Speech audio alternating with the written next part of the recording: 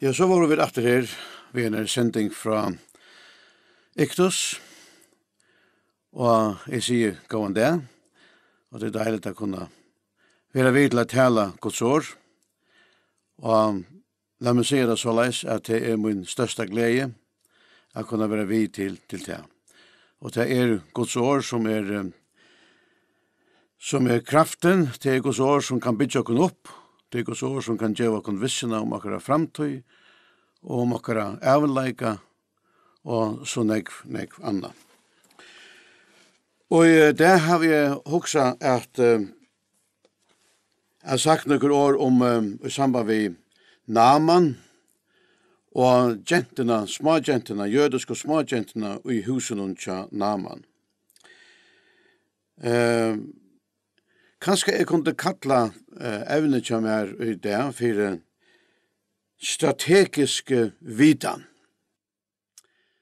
At være, at litt strategisk, det er et året strategi, det er strategi merkenega som og metalliga tutninga mykje, et plass som strategisk, det merker at her kommer nek fersla til og fra, og jøknen, og her fer nek virksomhet ut fra.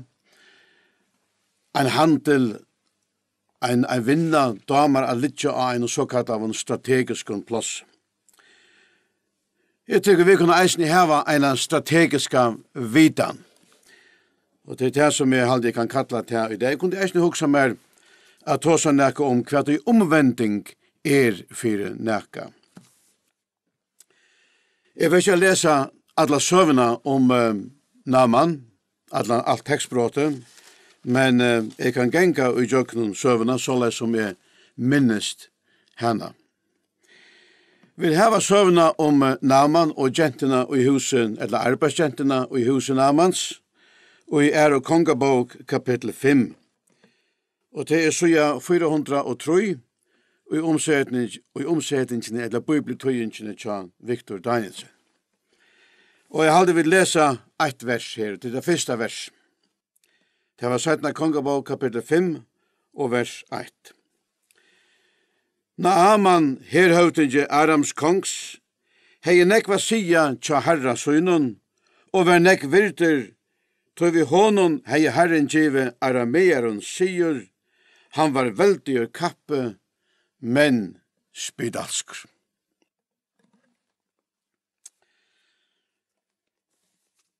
Hetta søvan her, hon gonge fyrir seg omlai år 850, åren Kristus, og ein søva, ein søva, etter henda hendingen, la meg si det så leis, gonge fyrir seg omlai år 850 år undan Kristi føying, og ein avmetallig avhuaverd og læreryk søva, eller hending, tilborer, begge så og så. Og vi kunne lære nekv av oss her, av oss tilborene. Til det som til avhuaverd, til som vi heva i skriftene, at vi kunne dreie så nekvar lærdomar, vi som mennesker kunne få så nekvar lærdomar bort til ordes ned, som heva evig og andalig livsvirer for okk. Her heva vi endan her Naaman, herhøvding. Han var herhøvdingen tja kongenun og Aram, som var et kongarujtje som grenser til, eller som marsker til Israel, her norrere i Israel, og har det under Syrien. Og kongeren i Aram ta, han at Ben-Hadad annar, det kan kanskje være lykka mykje. Og kongeren som ta var i Israel, det var Joram konger. Hesen her kongeren i Aram, som nekver konger, ta i tøyene, gjørte avlopp fra tøy til æra og andre rujtjer, og mittlen annan gjørte der avlopp eisene av Israels og grannan Israels rujtjer. Og det var det som eisene var hent, nekka åren heter her, og tar det gjørte såleis avlopp av Israel, ja, så tog der herfang, og det som der mittlen annan tog kunne være mennesker. Og under hese einom hersetingene, etla avloppen av Israel, så hadde der tidsen eina smågentum, eina jødiska, eina israelska smågentum ur Israel, og tidsjana visser atter til Aram. Lagnan til hesare gentene verur tann, at hon verur arbeidsgenta, og i sjálvun husen eller arbeidsgenta tja konene tja Naman. Det var nok ikke småting, det var en veldig arbeid hun fikk, og en framutjaratter hun fikk. Jeg vet ikke hva gommel hun kan ha vært. Hun har nok vært aller helst en tannarengur, kanskje først og tannarenga arenon. Men hun har så vært en jenta som var skilagå, og som kunne gjøre høslet arbeid og i hessen her stora husen. Hetta var et stort hus, såleis a skilja, at det var jo herhøvdingen sjálfur og i Aram som bo i her, og som rymler hei nekv tjeneste folk og nekv folk under seg, og han har jo bruk for en genton av være arbeidsgenter tja kone hansara. Og det var tilfellet vi hesare unge gentene her. Vi får ikke vite hvordan hun eiter, det kan eisne være lykke mykje, vi får også nek annet godt å vite om henne.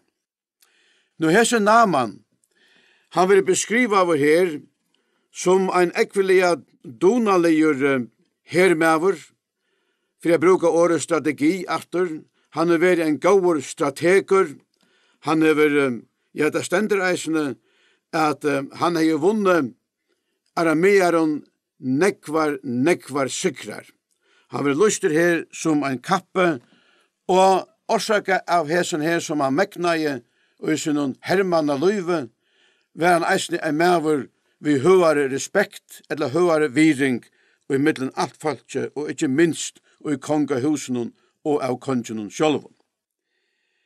Men det som vi Låse og Jane, det var hettar, at han har vært lyster, så diktarlia, så stender at han var spedalskur, men spedalskur.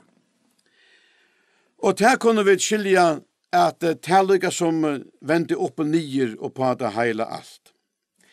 Her som er en Naman, som har haft en rukande etno, en gledelig etno viser, og i sin hermanna karrieren til Aram konge, plutselig oppdager han, kanskje var det konan som oppdager det, eller omkring av tænaren i tjonen, at nekke pletter var kommet av hovena. Og han var ekla ahover og hvordan he plettene, hvordan plettene, hova plettene for at utvikla seg av hovene, og til endan var det sanna at det var spedalska. Jesus sier okkom i Lukasar evangeliet at ongen blei grøtte fra spedalskene av døven Elisa. Og dette her var av døven Elisa. Det var Elisa profeter som levde og profeterade om til tøyene i Israel, ta i Naman levde, og ta i gentan arbeide i huset hansara. Og Jesus sier dette at ongen blei grøtte fra spedalskene, åttan bæra Naman sørlendingur. Til å lese vi i Lukas evangeliet kapittel 4 og vers 26. Til sier okkom hvordan ut av leie vandamikkel og vannleis og hendan sjukan spedalskan vær. Og det er framveis. Det var en eisna døven Jesus her. Og vi hava lyst spedalska tøyina og i ferjon. Ta det som finko spedalskana blev kort ut her som folk byggva og måtte være for seg sjálvan resten av sønnen løyve. Nå, det står ytla til som mannen tog at det var ikke utlitt for at han får å kunne bliva grøtter. Men det som så avhåverst, og det som kommer, og her det vi kommer til det som kallar evne, at her var en strategiska vitan.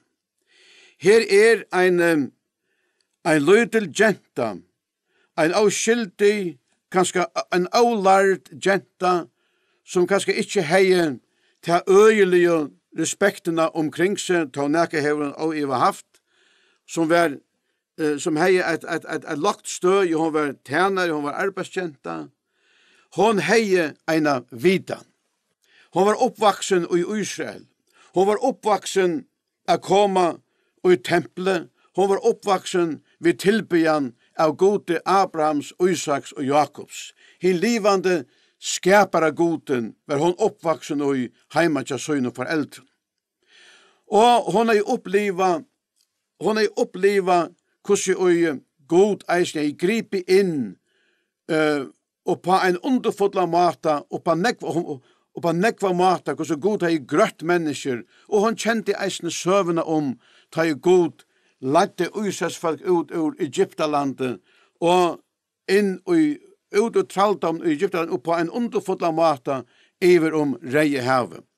Alt det her kjente hon, så hon visste hon hei en strategiska tuttninga migla vitan hin livande skapara god Abrahams, Isaks og Jakobs.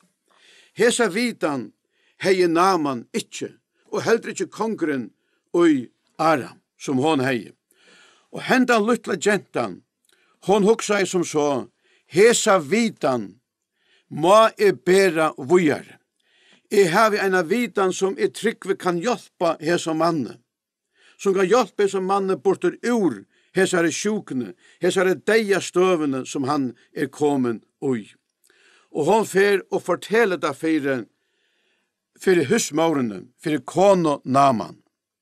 Hon hei rymlet det besta sambandet vi hana, hon hei kanskje ikkje daglig samband, aller helst ikkje vi Naaman sjálvan, men hon sier det vi kono hansara. Hon sier at hei Herremoin, hei Naaman bæra veri tja profeten i Samaria, så hei han kunna hjelpt honom fra spedalsken.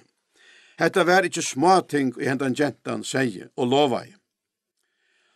Hon har haft eina veldiga trygg av hin livande god, tog at det var avkjent at nekka var grødde fra spedalskene, og allikevel av kortene sier hon ved kono Naaman, at hei han søkt seg hjelp til profeten som tror av god i Samaria, som tror av profeten, hei han søkt seg hjelp til profeten i Samaria, hei som profeten som tror av hin livande god, så hei han så hei god kunna grøtt Naaman og i jøgnen hentan profeten.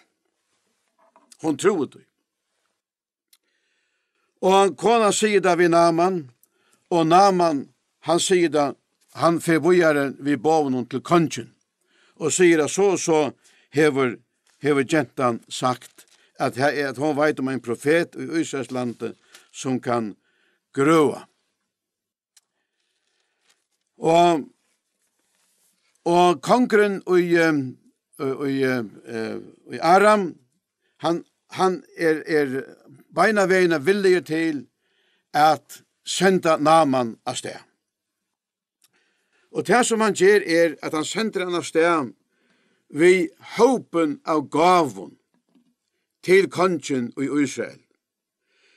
20 talenter av silveren og 6.000 sekler av gudle og ikke minne enn 20 hatøya klatningar og så eisene et trivalit brev til kongen i Israel.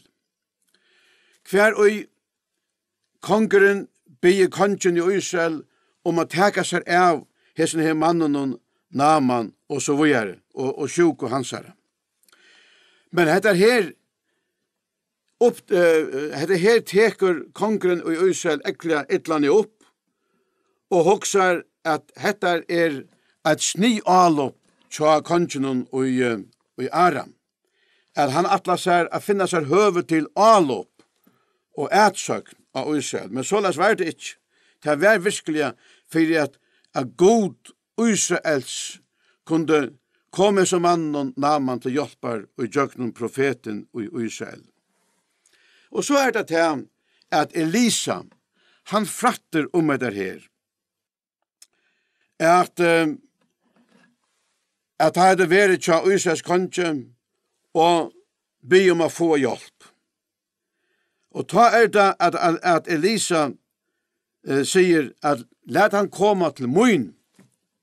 Let han komme til mun, så skal han sanna at profeter i Israel. Og Naman, han får beina vinner av sted. Han har nekvar hester visser, og han har nekvar tænere visser. Han har et ordentligt, en ordentlig kartesjo av voknen og månen viser. Så dette sa ordentlig ut av nøkken, og alle disse gavene som han har. Og han kommer til huset til Elisa, og stytler seg utenfor her, og Elisa færger seg her bøyene, at Naman her og ønsker å bli grøtter. Men det som Elisa gjør, til dette at han sender en mann ut, en tjenere til seg, ut til Naman, og han ber han sige vi Naman, fer og be at her og Jordan skjeiferer, så ver likam til et frukstatter, og to verer regner. Hette her domte Naman ikke noe særligt, at det var så enfall som heter. Naman hoksa seg at profeteren får å komme ut, Elisa, og for å gjøre noe størst bort til ordet som her. Naman var jo her høvdinge, og han råkna vi han for å komme ut og bevega hendene opp og ned etter likamannen, her som plettene var og rymmeligt, og sige et eller annet, og så får han å være grøtte. For å gjøre noe som var spektakulært, som var størst og i manne egen. Men nå blir han med færre om han er ånda Jordan. Og han hoksa som så at hatt her kan jeg ikke akseptere. Hatt det gjør jeg ikke, til at ægener i Damaskus en negv regnere enn hva det Jordan var. Og så kunne akkurat samme være færen og i ånda og i ægener her i Damaskus. Så han fer av sted, halva vekkene fornærmaver, til at han vil ikke gjøre såleis som profeteren sier. Men så det til at her nekker anker av tænaren til Naman. Teire hoksa som så at dette her heter ikke rett. Og teir færre så snakka vi han og røyna det i vedtalen. Fær nå å prøve det her om ikke annet. Røyna det her. Så dette her ikke nekker passe som man blir det gjøre. Bare for om han i Jordan og dukka det nye skjeiferner, røynda om ikke annet. Og her hender det som nok så interessant. Og det det at nå venter han vi. Her det omvendingen kommer inn. Vi så ikke han venda vi fra sin egne hoksan. Han fer en ære hoksan om seg sjølvan, og en ære hoksan om profeten, om de bøyene som han har finnet. Og hattar omvending. Hattet han omvendingen som vi har for en egene. A brøyta hoksan om okken sjølve, a brøyta hoksan om årgods, om sångods, Jesus Kristus. Så vi har en hoksan om okken sjølve, en hoksan om Jesus Kristus, som gjør til at vi vilja ikke trykva, som gjør til at vi trykva ikke av han, til tarri hoksan og i to må venta vi fra, for å kunne takk imot til tilbøye som Herren hever til okk. Men det som jeg husker om hettar. Han fer i ånda. Og jeg vet ikke hvor stor tryggven er ved i tjonen, men han gjør som han var byen å gjøre. Han fer første fer, han fer ned under ære fer, og han fer ned under tredje fer, og nå kanskje han hikker ordentlig etter armen og beinen, etter kroppen og annars, om noe brøyting er å suttja. Og han ser sikkert onga brøyting.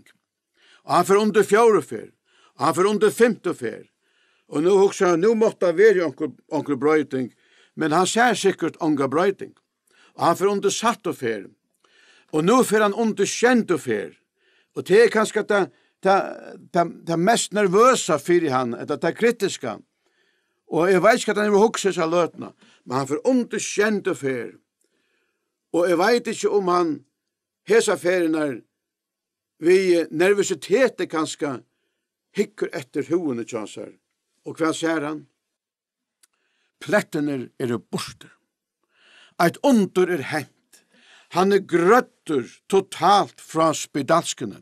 Hesa er deians sjuko som ønsken annar nekrantøy som han visste om var grøtter fra, som Jesus selv sier.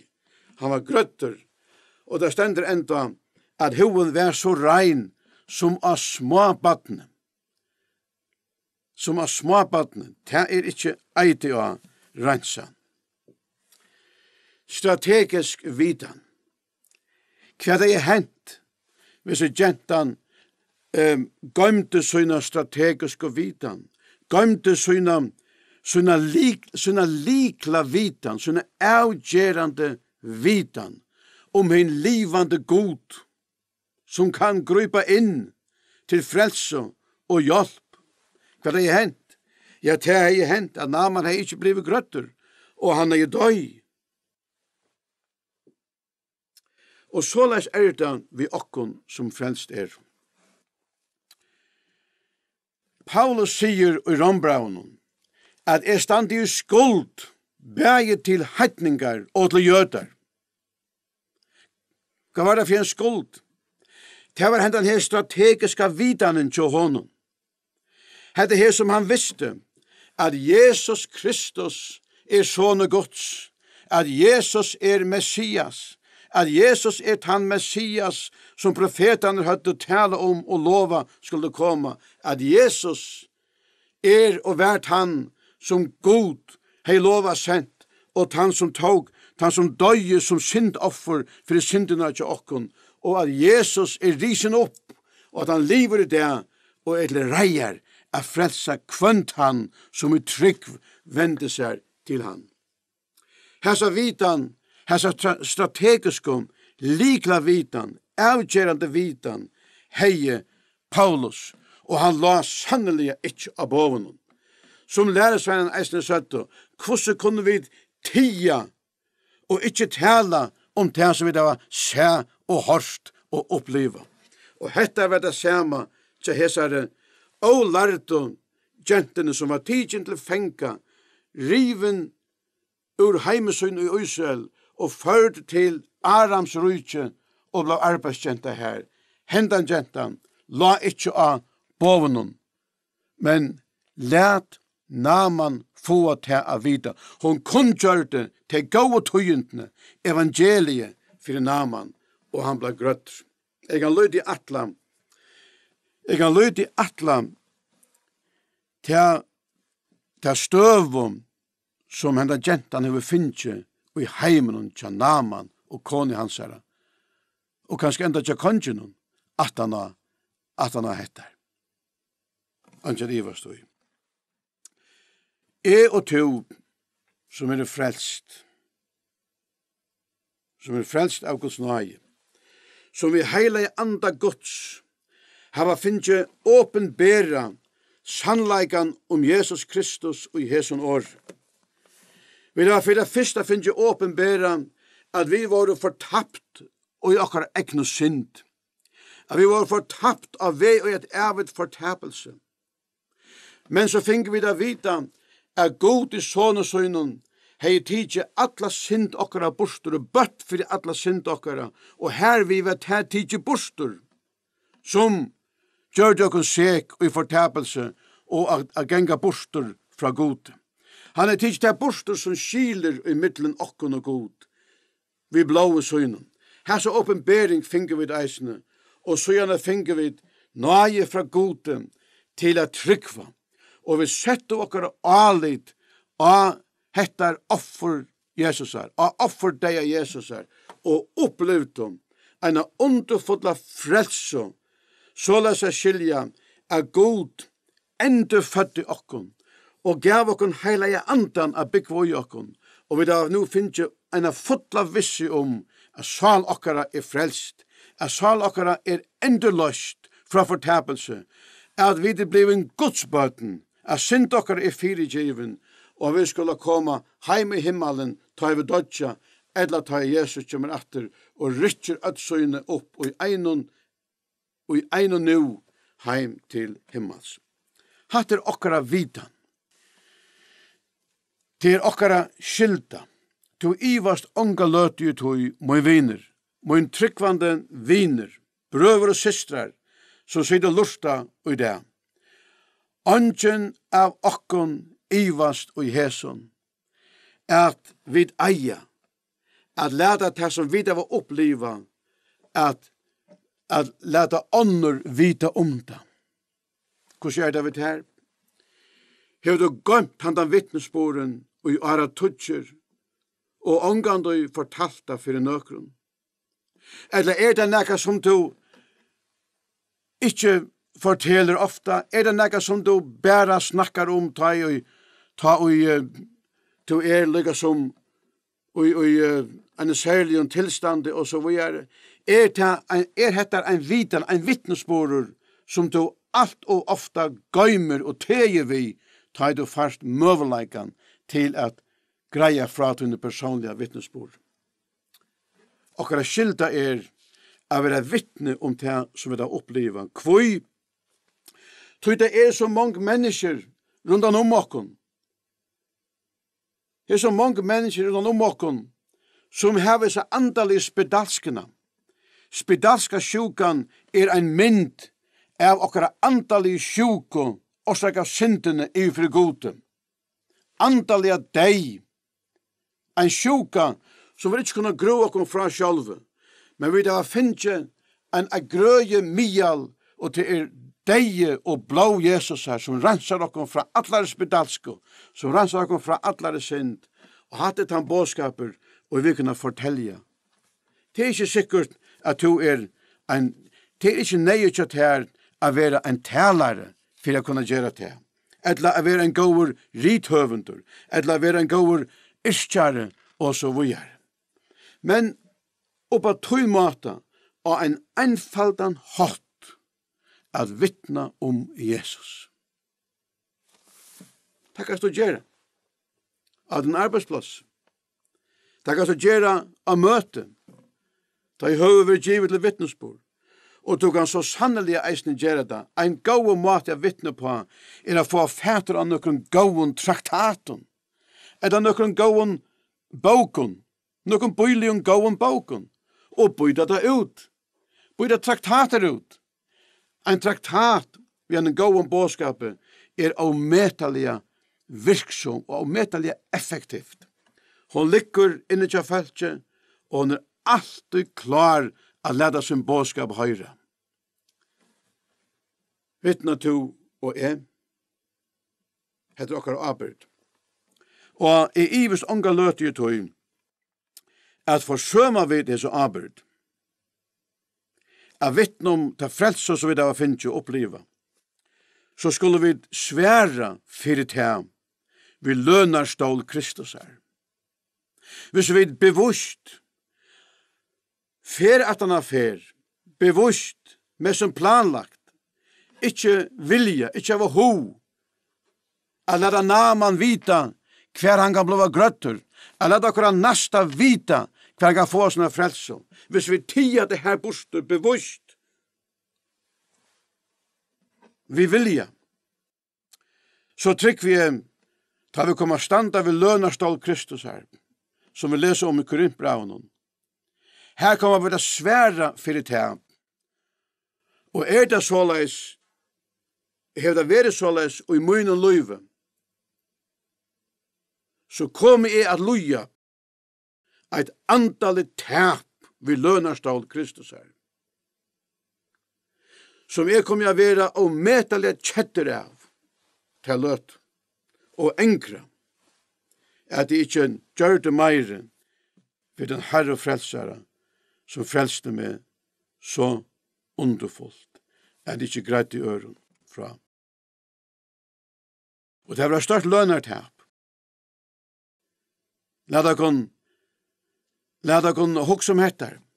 La deg kun vittne om Herren og kunne møte opp for lønarstål Kristus her og få løn for det som vi har gjort. Og i ende, la meg komme sindre inne på hettar ved omvending. Hva det at venda vi og trykva? Hva merker det her ved omvending? Nå, det merker selvsagt ikke til som jeg kanskje allikevel det bensje for at mennesker tror at jeg må venda meg vi, at jeg må hava en vissa vilja kraft at letja hesa og hesa sinti og venanar av åren Jesus kan gåtaka muna trygg til frelse. Og han kan gåtaka det. Så må jeg kunne presentera en vissa vilja kraft til å venda meg vi fra syndene og letja hettar og hattar av. Om det så leis, så vil det motløse ekla kjøtt melda seg til mange av oss. Tog at langt framme av vennen, så kanskje så opp det av it, at det ganger ikke så vel, å slippe av i nekv av oss her, som binder oss av synd og av øren. Men ta og Jesus sier, vende vi, så det hoboren til oss, begge om oss sjølve, og om han, og han mener vi. Det var det som var meint vi til han sier da vi Israelsfolk. Hva var hoboren til jøden? Hoboren til jøden var han, at Jesus ikke Messias. Han ikke frelseren. Hoboren til jøden var at vi må omskjere oss og halda lovene, for å kunne bli frelst. Og det var fra hersen hoboren, og de måtte vende seg vi fra.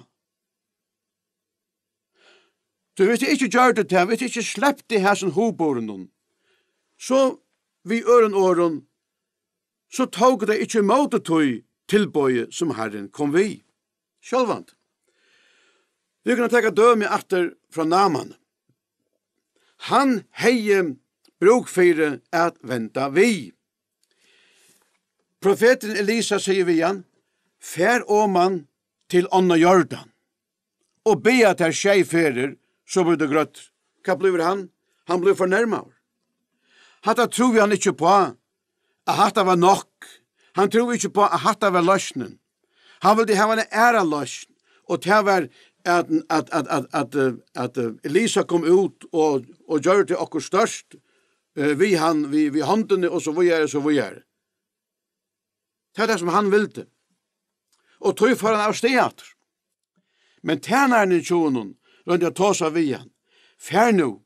Ta rundt at få han å vende vi, å få en annan hopor om seg sjølvan og om Elisa, det som Elisa har sagt, og det etnaist. Han brøtte hugsan. Han vendte vi fra sin egne hugsan og troetøy, som Elisa sier, og får og beger seg og blei frusk. Og til det som kan være tilfelde ved det som lustar hendan deg. Du kanskje helter at ikke fortapter. Hesa hugsan måst du sleppa. Så langt som du hever hesa hugsan, ja, så grøyper du ikke til frelse, så Jesus bjør det.